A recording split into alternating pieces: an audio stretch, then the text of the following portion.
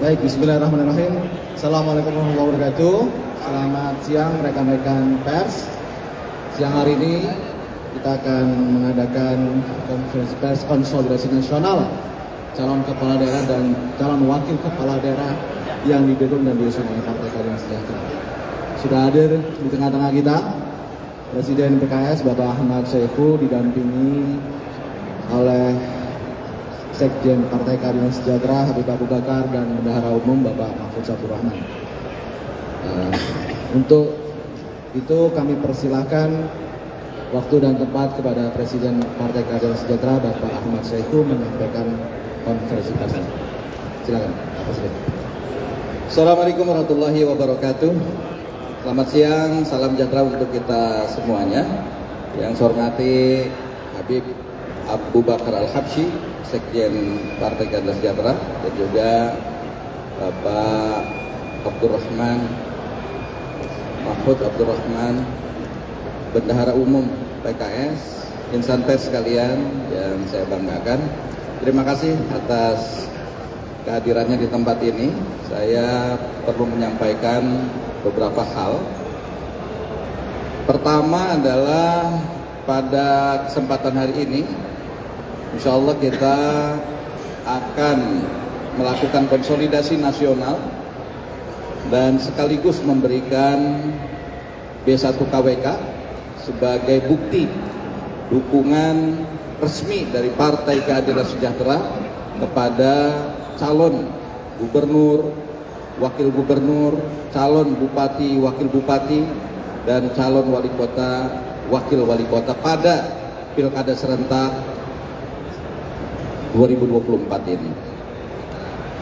Yang kedua, tentu kita juga dalam proses penyerapan aspirasi di pilkada ini, kita menerapkan bottom up, artinya calon-calon kepala daerah atau wakil kepala daerah diharapkan bisa berkomunikasi dengan DPD jika itu sebagai bupati atau wali kota, dan berkomunikasi dengan DPW jika dia seorang calon gubernur atau wakil gubernur.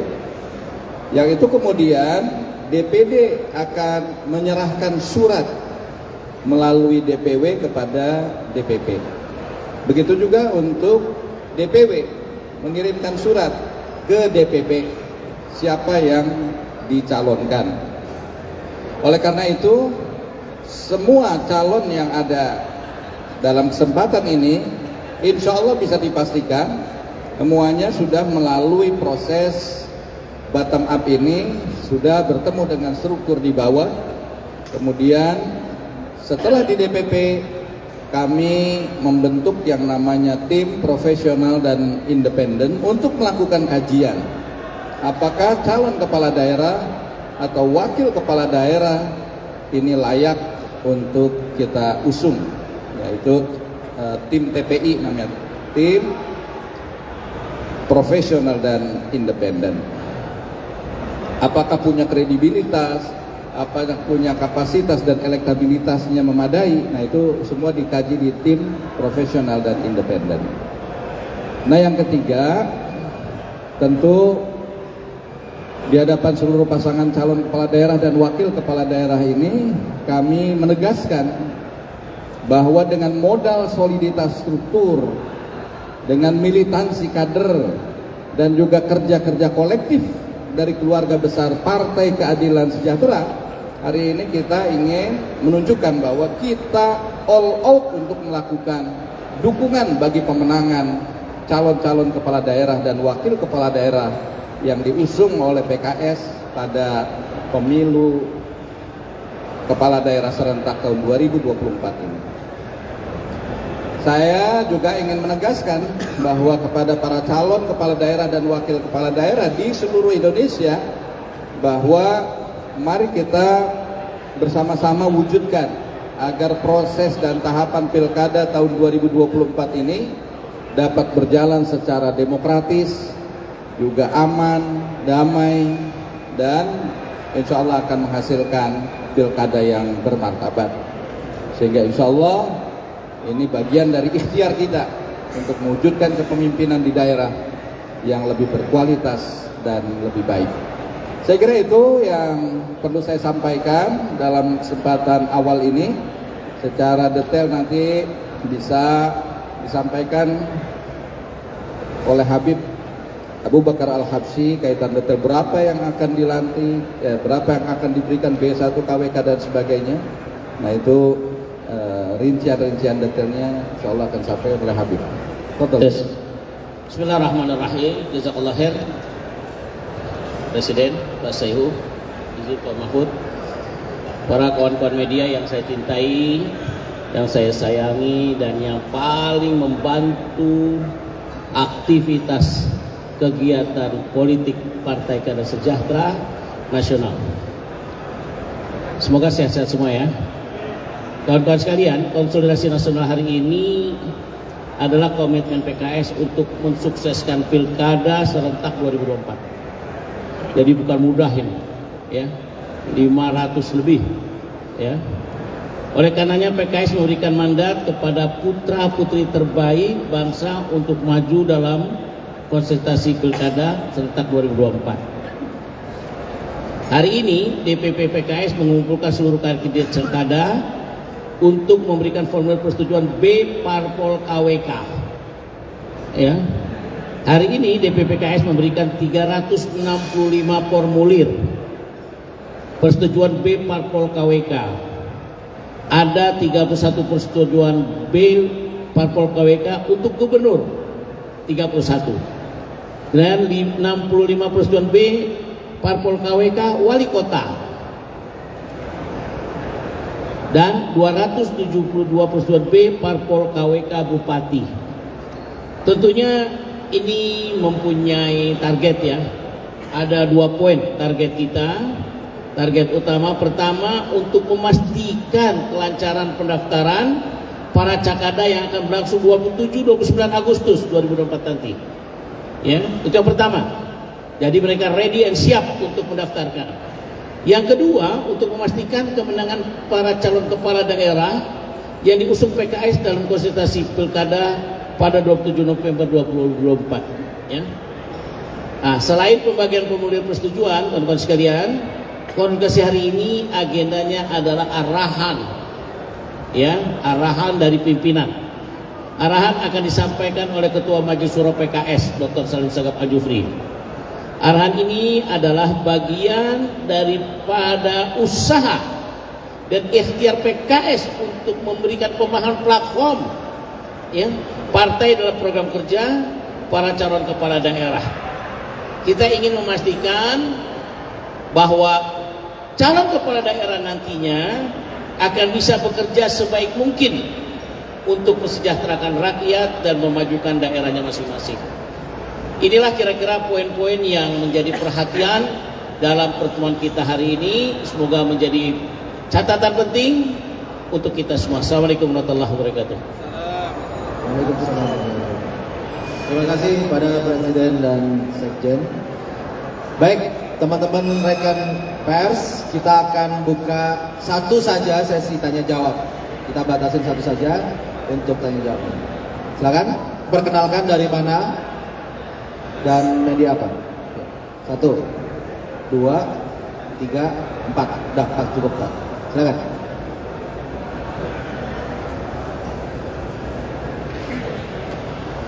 Ya, terima kasih. Assalamualaikum warahmatullahi wabarakatuh.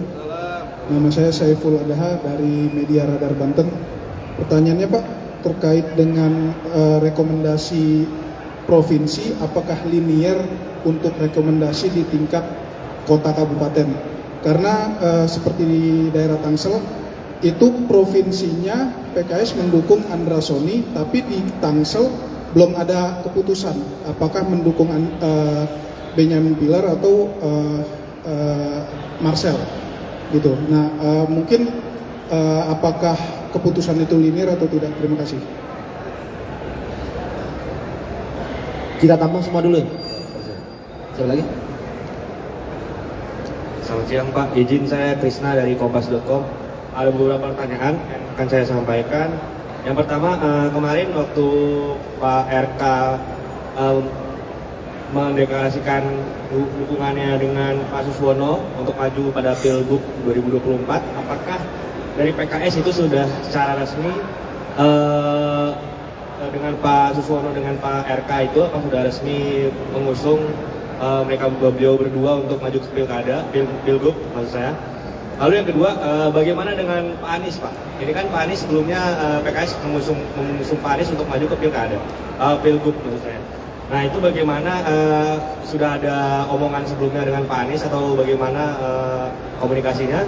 Lalu yang ketiga, berarti secara resmi PKS sudah bergabung ke Kim Plus ya Pak, dengan adanya pasangan RK dan Pak Suswono ini. Terima kasih.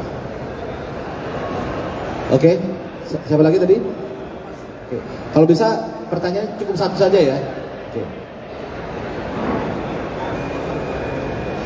Izin Pak, perkenalkan saya Tria dari Kompas.com juga. Mau izin penegasannya pertanyaan teman-teman yang lain tadi dengan apa ya?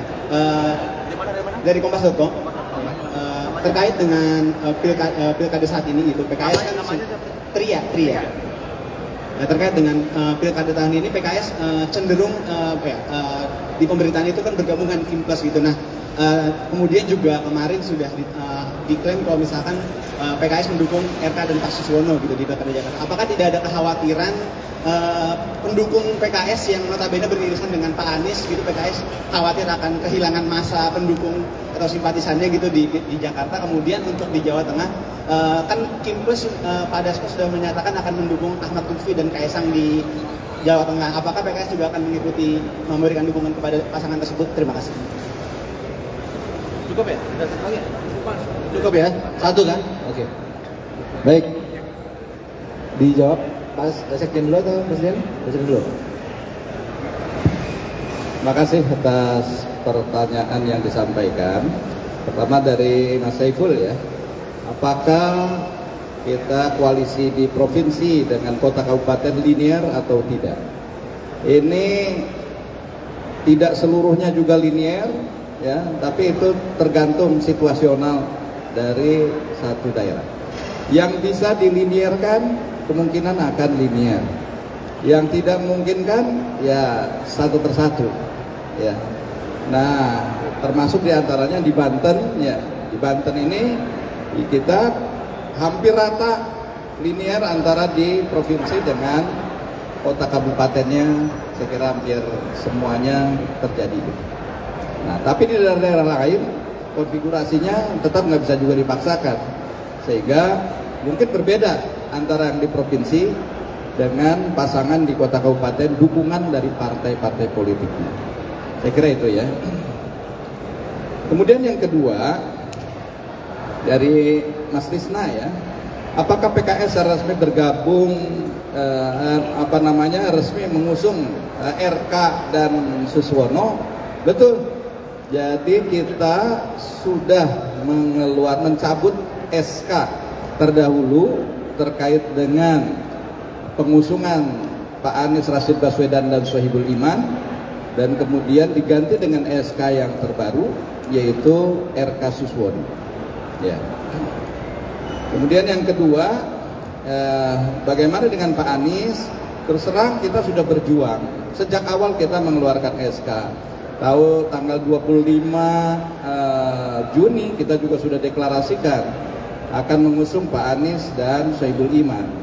Hanya dalam proses perjalanan waktu, karena kita kurang 4 kursi, kita nggak dapatkan partai lain untuk memberikan juga dukungan ke Pak Anies. Sehingga sampai tanggal 4 Agustus, deadline yang kita berikan kepada Pak Anies Rashid Baswedan, nggak kunjung dapat SK dari partai lain selain PKS. Nah, sejak itulah kemudian kita mencabut SK usungan terhadap Pak Anies dan Sohibul Iman untuk kemudian dialihkan kepada RK dan Suswono. Kira-kira gitu ya. Yang ketiga, apakah PKS sudah bergabung ke Kim Plus ya?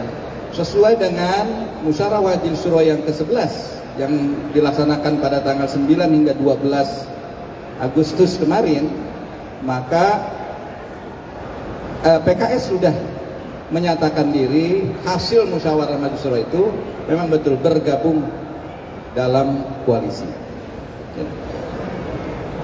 Kemudian dari Mas Tria yang menegaskan dengan bergabungnya ke Kimples apakah tidak ada kekhawatiran ditinggalkan para pemilih.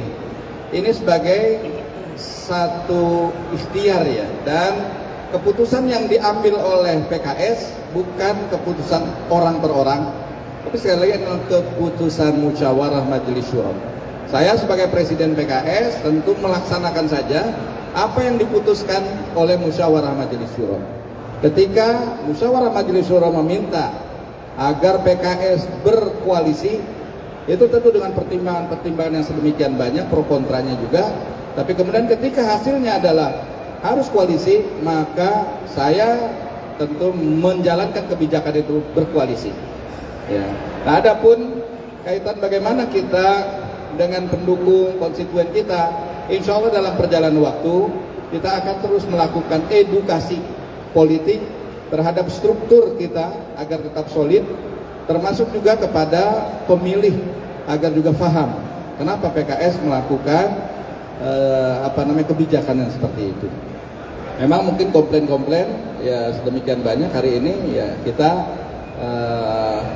tadi menjawab dengan hal-hal yang bisa kita sampaikan. Nah, mudah-mudahan itu bisa dipahami dengan baik. Terima kasih. Ada nama cukup? Jadi kawan-kawan sekalian, saya pikir ini semua hasil keputusan musyawarah. Jadi dan memutuskan cakada cawakada juga bukan main, dari bottom up, bukan dari atas.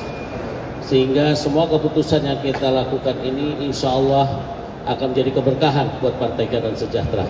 Konsekuensi apapun adanya, PKS biasa menghadapi segala situasi dengan sistem edukasi yang sangat detail yang akan memasyarakat. Insya Allah PKS akan mendapatkan kemenangan cakada cawakada nasional yang sangat signifikan, insya Allah. Doanya, terima kasih. Baik, terima kasih. Cukup Pak Presiden, Pak Jajan? Ya, cukup. Baik, terima kasih teman-teman rekan media. Sekali lagi terima kasih buat Presiden PKS Bapak Ahmad Saiku. Download Tribun X sekarang. Menghadirkan lokal menjadi Indonesia.